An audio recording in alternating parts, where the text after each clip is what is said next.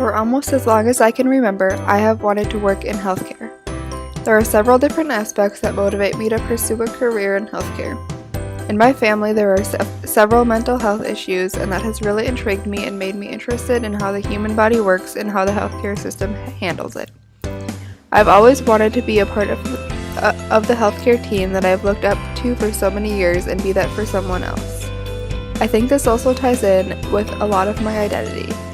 Family is really important to me, so when I think about a career path, I think about giving back to what has helped my family over all of these years. I brought a lot of these thoughts with me to Panama, but did not expect to learn as much as I did about myself and the world around me. To begin, Panamanian culture and lifestyle is very different than what I am used to and what I expected it to be.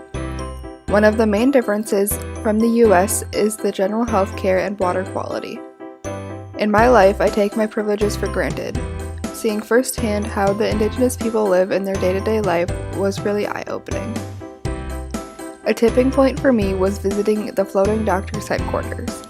Before this, I was just seeing how the local people were living with minimal modern healthcare and unhealthy water practices. This obviously affected me in a way, but after seeing what Floating Doctors is doing, it made me think about it in a different way. Floating Doctors works to provide general health care, vaccinations, and education about healthy drinking water, being that a lot of indigenous people aren't aware of how bacteria can be harmful.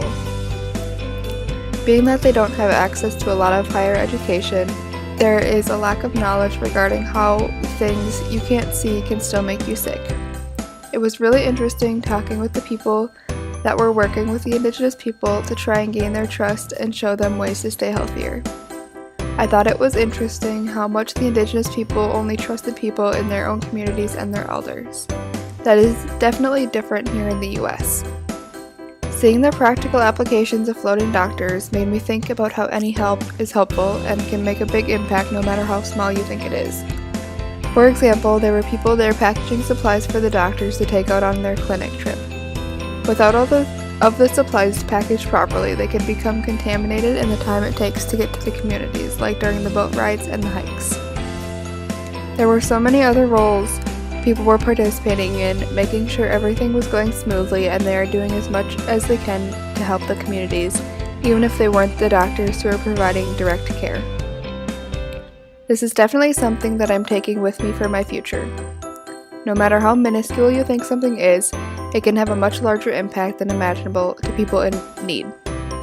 I'm going to keep this in mind for my future endeavors. It is very easy to push something aside and think that if you can't do something big, it is not worth doing at all.